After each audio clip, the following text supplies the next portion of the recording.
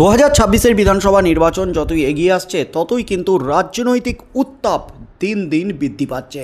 তার মধ্যেই রাজনৈতিক উত্তাপ যেমন বৃদ্ধি পাচ্ছে, মেরুকরণের রাজনীতি কিন্তু একেবারে তীব্র হচ্ছে। তার মধ্যেই মোথাবাড়িতে সংঘর্ষে একেবারে তুলকালাম কাণ্ড গোটা রাজ্যে। মোথাবাড়ি কাণ্ড নিয়ে হুলস্থুল একেবারে রাজ্য রাজনীতি। বিজেপি তারা কিন্তু তৃণমূল কংগ্রেসকে, রাজ্য সরকারকে নিশানা করছে। কেন্দ্রীয় মন্ত্রী সুকান্ত মজুমদার গতকাল মোথাবাড়ি যাওয়ার পথে তাকে আটক করে পুলিশ। সেই নিয়ে কিন্তু একেবারে ধুন্ধুমার কাণ্ড বেঁধে যায়। রাস্তায় বসে পড়েন সুকান্ত মজুমদার, রীতিমতো হুঁশিয়ারি দেন সুকান্ত মজুমদার।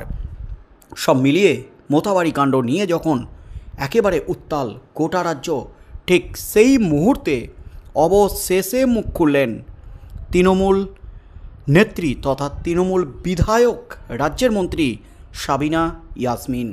একটাই পাকলি মেয়ে, মোথাবাড়ির ঘটনা নিয়ে এবার সব বলে দিলেন তৃণমূলের সাবিনা ইয়াসমিন।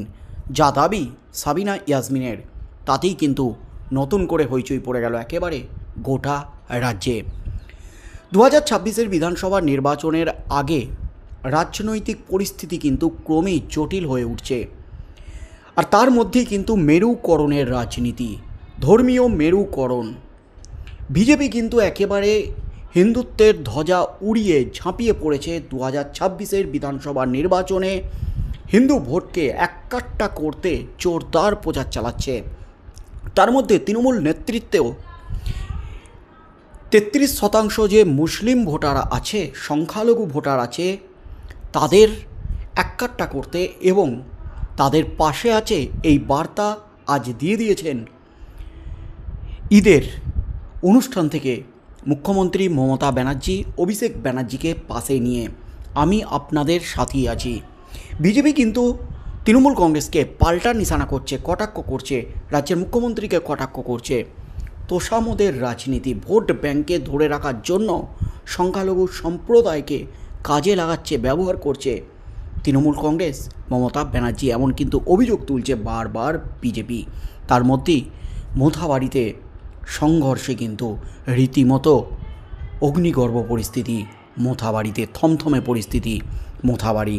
আর এবার কিন্তু অবশেষে মুখ খুললেন রাজ্যের মন্ত্রী তৃণমূল বিধায়ক সাবিনা ইয়াসমিন। অবশেষে মোথাবাড়ি নিয়ে সব বলে দিলেন সাবিনা ইয়াসমিন।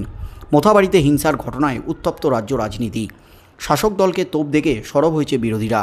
মোথাবাড়ির ঘটনা নিয়ে এবার মুখ খুললেন স্থানীয় তৃণমূল বিধায়ক তথা রাজ্যের মন্ত্রী সাবিনা ইয়াসমিন। মোথাবাড়ির পরিস্থিতি এখন স্বাভাবিক বলে দাবি করলেন তিনি। আর মোথাবাড়ির পরিস্থিতি স্বাভাবিক হওয়ার পিছনে তার ভূমিকার কথাও তুলে ধরেন তৃণমূলের এই বিধায়ক। বিরোধীরা যখন মোথাবাড়ি নিয়ে সরব, তখন সাবিনা বলছেন পরিস্থিতি এখন স্বাভাবিক। তিনি বলেন পুলিশ প্রশাসনের সহযোগিতায় এবং আমাদের দলের শীর্ষ নেতৃত্বের সহযোগিতায় 2.5 দিনে পরিস্থিতি স্বাভাবিক করতে পেরেছি। সমস্ত রাজনৈতিক দলের যেসব নেতাদের মনে হয়েছে তাদের ফোন করেছি, সহযোগিতা চেয়েছি। ঘটনার কয়েকদিন পর তার মুখ খোলা নিয়ে মোথাবাড়ির তৃণমূল বিধায়ক বলেন, আজকেই প্রথম মুখ খুলছি। আমার মনে হয়েছে এখন পরিস্থিতি স্বাভাবিক। এখন বলা যাবে আমি মোথাবাড়ি ঘুরে এসেছি, মানুষ বাজার করছে, যান চলাচল স্বাভাবিক, শান্তির পরিবেশে সবাই একসঙ্গে কাজ করছে। মোথাবাড়ির সেই জায়গায় সবাই ফের হাসি খুশিতে রয়েছে। মোথাবাড়িতে পরিস্থিতি স্বাভাবিক করতে তাঁর ভূমিকার কথা তুলে ধরেন সাবিনা এবং তিনি বলেন, মোথাবাড়ির বুকে কেউ যদি পুলিশ প্রশাসন ছাড়া সব রাজনৈতিক দলের লোকের সঙ্গে কথা বলে, সব ধর্মের মানুষের কাছে পৌঁছয়, তার নাম সাবিনা ইয়াসমিন। এরপরই সাবিনা বলেন, আগুন ছড়ানো সহজ, নেভাতে কেউ আসে না, সাধারণ মানুষের কাছে যান। একটাই পাগলি মেয়ে, 5 দিন ধরে দিনরাত এক করে প্রশাসনকে সঙ্গে নিয়ে শান্তি ফিরিয়েছি। 2.5 দিনের মাথায় শান্তি ফিরিয়েছি। একবার কৃতিত্ব দেবেন না? বিরোধীরা কেউ এগিয়ে আসেনি, 2.5 দিনে পরিস্থিতি সামলেছি, এটা কৃতিত্বের। বিরোধীদের তোপ দেখে সাবিনা বলেন, আপনারা দেখেছেন সিপিএম, কংগ্রেস, বিজেপি যেরকমভাবে পারে ভুয়ো খবর ছড়িয়ে আরও আগুন লাগানোর চেষ্টা করছে। কিছু কিছু কংগ্রেস বিজেপির নেতা সোশ্যাল মিডিয়ায় ভুয়ো খবর ছড়াচ্ছেন, অনেককে গ্রেপ্তার করা হয়েছে। যারা যারা এই কর্মকাণ্ডে জড়িত তারা কেউ ছাড় পাবেন না।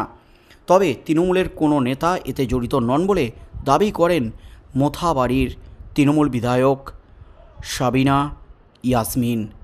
রীতিমতো বিস্ফোরক দাবি রাজ্যের মন্ত্রী সাবিনা ইয়াসমিনের।